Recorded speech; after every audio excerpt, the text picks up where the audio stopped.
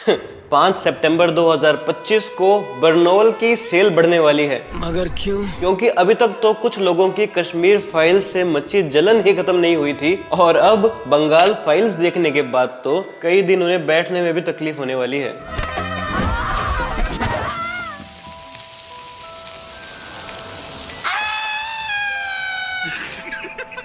दोस्तों, काफी समय से जिस मूवी द बंगाल फाइल्स का लोग इंतजार कर रहे थे, उस फिल्म का ट्रेलर आ गया है। और ट्रेलर कैसा है?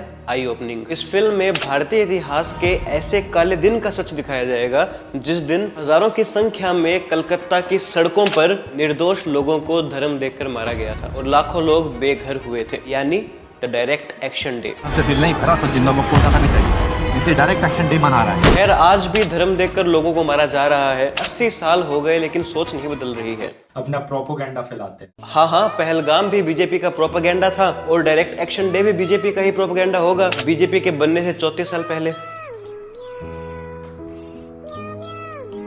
क्या बोलूं मैं इस पे? क्या बोलूं क्या अब मैं इस पे?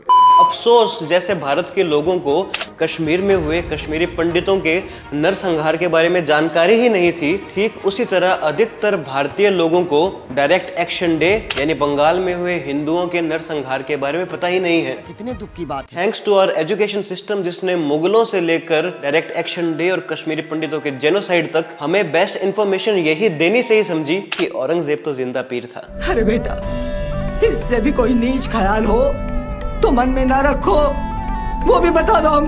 और बॉलीवुड को मिशन कश्मीर, हैदर और दाऊद जैसे गुंडों पर फिल्म बनाने से फुर्सत मिले तभी तो वो हिंदुओं पर फिल्म बनाएंगे।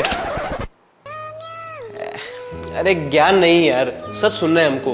अब ज्यादा ज्ञान मत। बॉलीवुड के हिसाब से सारी समस्याएं हिंदुओं में ही है।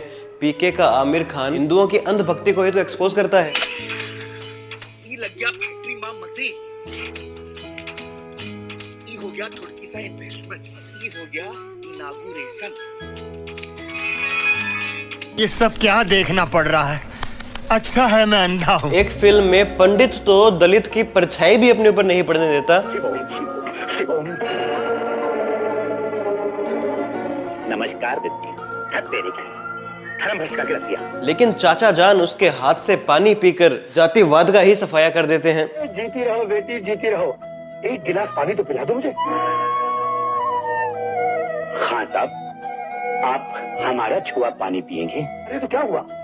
ला हौल विला कुव्वत, भैया हम तो सीधी बात जानते हैं। एक ही सफ में खड़े हो गए महमूद व अयाज, न कोई बंदा रहा और न कोई बंदा नवाज। True secularism. और बॉलीवुड की देशभक्ति इतनी शानदार है कि चाहे एक था टाइगर हो या फिर पठान, रॉ के देशभक्त एजेंट्स आईएसआई की एजेंट के प्यार में ऐसे दीवाने होते हैं कि अपनी एजेंसी रो ही छोड़ देते हैं। सो लॉयल। अबे टाइगर, पठान, वो तुमको हनी ट्रैप कर रही है, फिर डीआरडीओ के किसी साइंटिस्ट की तरह सीक्रेट्स रिवील करते घूमोगे। हेलो, मैं ही बोल रहा हूँ। तो बॉलीवुड के इस सेलेक्टिव सेकुलरिज्म के नैरेटिव को, इस सो कॉल्ड देशभक्ति वाले ढोंग को पूरी तरह कचरे में डालने आई थी द कश्मीर फाइल्स फिल्म, जिसमें कश्मीरी पंडितों के कश्मीरी हिंदुओं के नरसंहार को दिखाया गया था। इस फिल्म को लोगों ने इतना प्यार दिया कि चमचों के और नेताओं के इसे लगातार प्रोपेगेंडा बोलने के बाद भी ये फिल्म सुपर डुपर हिट हो गई। अरे कश्मीर फाइल्स टैक्स फ्री करो, अरे यूट्यूब पे डाल दो, फ्री हो जाएगी। अरे मुख्यमंत्री जी, सॉरी, अरे एमएलए जी, कुछ भी नहीं जीते क्या? मरना तेरे को डर नहीं लगता? लेकिन बस अब बंगाल फाइल का ट्रेलर आ गया है और ट्रेलर देखकर मैं काफी सेटिस्फाइड हूँ कि फाइनली अब लोगों को बंगाल के नरसंहार के बारे में पता तो चलेगा। भले ही जॉन अब्राहम को छावा और कश्मीर फाइल जैसी फिल्में पसंद नहीं है, उन्हें ये प्रोपेगेंडा लगता होगा, लेकिन हमें तो पसंद है। I haven't seen Chava, so I can't comment on that. So I mean, I've heard people have loved it. People have also liked Kashmir Files. But what I'm trying to say is that,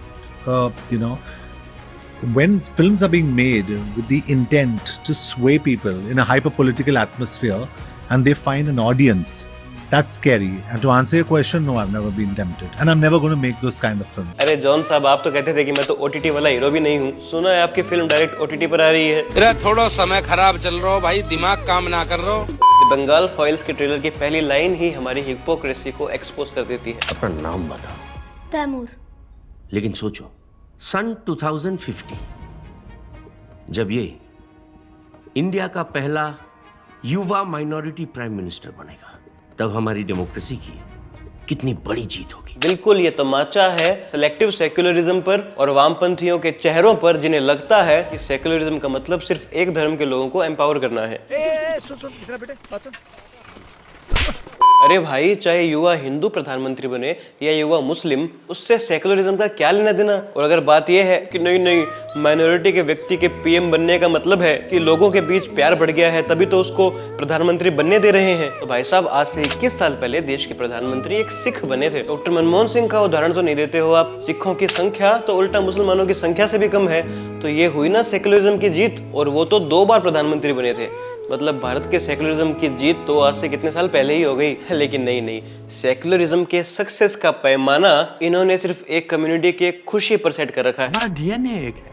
no mister Gandhi, Hindu मुस्लिम एक नहीं है। आप वेदों को मानते हैं, हम कुरान को मानते हैं, आप लाखों भगवान को मानते हैं, हम सिर्फ अल्लाह को मानते हैं। बिल्कुल, 2 नेशन थ्योरी जिन्ना की इसी आइडियोलॉजी पर बेस्ड थी। Hindu and Muslims are not same and can not live together. ये सोचना जिन्ना और मुस्लिम लीग का था, भारत के लोगों का ये मानना नहीं था। भारत के लोग, जिनमें मैं हिंदू और मुसलमान दोनों को बोल रहा हूँ, वो नहीं चाहते थे कि देश का बंटवारा हो। लेकिन पॉलिटिकल पावर और 2 नेशन थ्योरी ने हमारे देश को हमेशा के लिए 3 टुकड़ों में बांट दिया। और हमारी हिपोक्रेसी ये है, हमारी आयरनी ये है कि जिस व्यक्ति ने 2 नेशन थ्योरी दी है, जिस जिन्ना ने हमारे देश को बांट दिया था, उससे हम कुछ नहीं बोलते। लेकिन भारत के लोग वीर सावरकर को 2 नेशन थ्योरी के लिए गालियां देते हैं, जो कि लिटरली एक फ्रीडम फाइटर थे। भारत में पाकिस्तान अपीजमेंट का इतना भयंकर पागलपन है कि आपको जिन्ना को गाली देने वाले कम मिलेंगे, लेकिन सावरकर को गाली देने वाले आपको हर गली गली में मिलेंगे, यहाँ तक कि बड़े से बड़ा नेता भी। मेरा नाम राहुल सावरकर नहीं है,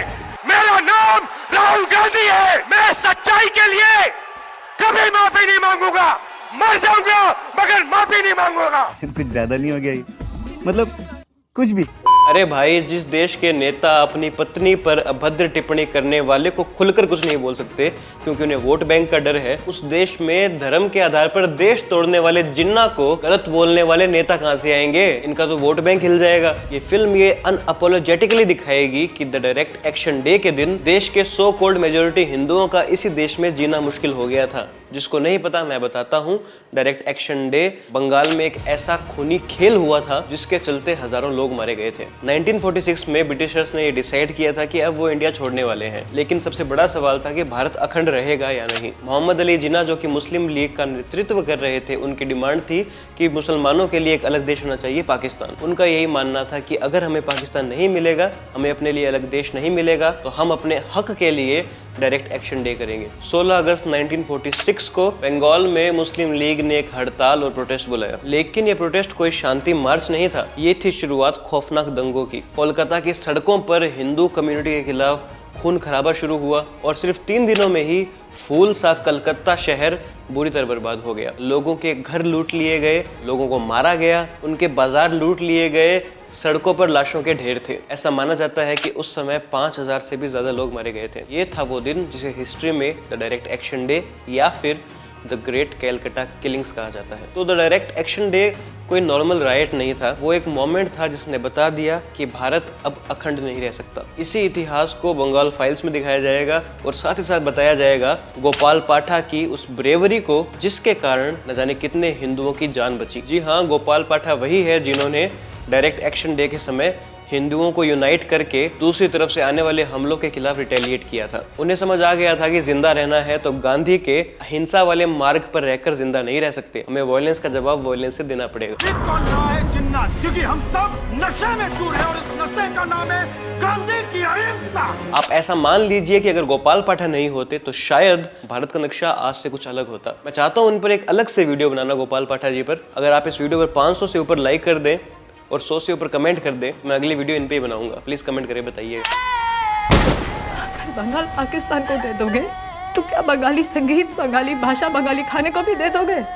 बंगाल को मारोगे तो भारत भारत नहीं रहेगा। बिल्कुल, विभाजन के बाद ये सच है कि बंगाल की आत्मा को मारा गया है। रविंद्रनाथ टैगोर जो बंगाल और बांग्ला की पहचान थे, आज वो सिर्फ भारत के बंगाल की पहचान है, क्योंकि बंगाल का विभाजन हुआ, एक वेस्ट बंगाल बन गया और एक आज का बांग्लादेश है। और बांग्लादेश में रिलीजियस आइडेंटिटी का प्रभाव इतना बड़ा है कि वो हिंदू रविंद्रनाथ टैगोर को अपना हीरो कैसे मान ले। वो स्वामी विवेकानंद जी को, जो कि बंगाल के हीरो है, उसे अपना हीरो कैसे मान ले। तो ये और क्या हुआ है, ये बंगाल की आत्मा का गला ही तो घोटा गया है। और आज हाल ये है कि पश्चिम बंगाल अपनी पहचान भूल रहा है। इस फिल्म में बंगाल में बढ़ रहे इल्लीगल रोहिंग्याज, इल्लीगल बांग्लादेशियों के इशू को भी एड्रेस किया गया है और बढ़ती हुई आबादी के कॉन्सिक्वेंसेस क्या हो सकते हैं वो भी इस फिल्म में डिस्कस किया जाएगा।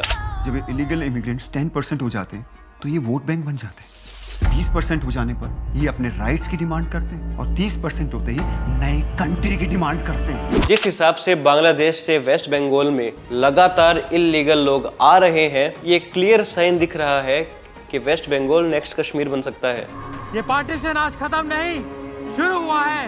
It's an unfinished project. West Bengal एक फाइनेंशियल सुपर पावर होता था, आज वहाँ का बाजार एकदम ठंडा है। कंपनियां छोड़ कर जा रही है बंगाल। पॉलिटिकल गेन्स और वोट्स के लिए नकली आधार कार्ड, नकली वोटर आईडीज बन रहे हैं। पिछले 629 सालों में ये पहली बार हुआ है कि वेस्ट बंगाल के मालदा में लगने वाला रथ यात्रा का मेला इस साल पश्चिम बंगाल में नहीं लगा था, क्योंकि ममता बनर्जी की सरकार ने उसकी परमिशन नहीं दी थी। अभी भी आपको लगता है कि वेस्ट बंगाल अगला कश्मीर नहीं बन रहा है? बंगाल जो माँ काली की भूमि है, जो माँ दुर्गा की भूमि है, वहाँ आरजीकर जैसे इंसिडेंट हो जाते हैं और पता भी नहीं चलता कि दोषी कौन है। तो ये और कुछ नहीं, ये एक फेल्ड स्टेट की निशानी है। क्या बंगालियों को बंगाल के मारवाड़ी और ओसवाल कम्युनिटी के खिलाफ भड़काना, अस वर्सेस देम की राजनीति करनी, बंगाली वर्सेस मारवाड़ी की राजनीति करनी, भाषा के आधार पर राजनीति करनी, अन्य राज्यों के लोगों के खिलाफ राजनीति करनी, क्या आपको नहीं लगता ये सब चीजें एक साइन है कि वेस्ट बंगाल अगला कश्मीर बन सकता है? कम ऑन, कब तक आप इस चीज को झुठलाते रहेंगे? सच्चाई ये है कि राजनीति ने वेस्ट बंगाल को इतने हद तक डैमेज किया है कि अब चाहे सरकार भी बदल जाए,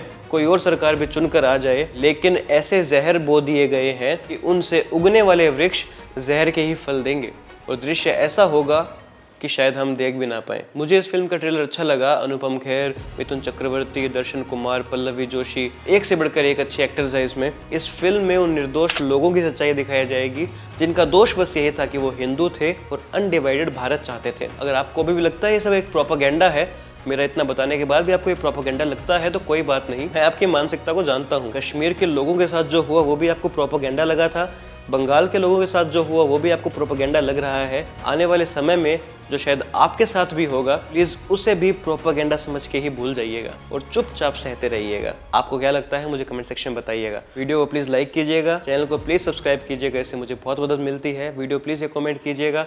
मिलते हैं नेक्स्ट वीडियो में। जय हिंद, जय श्री राम।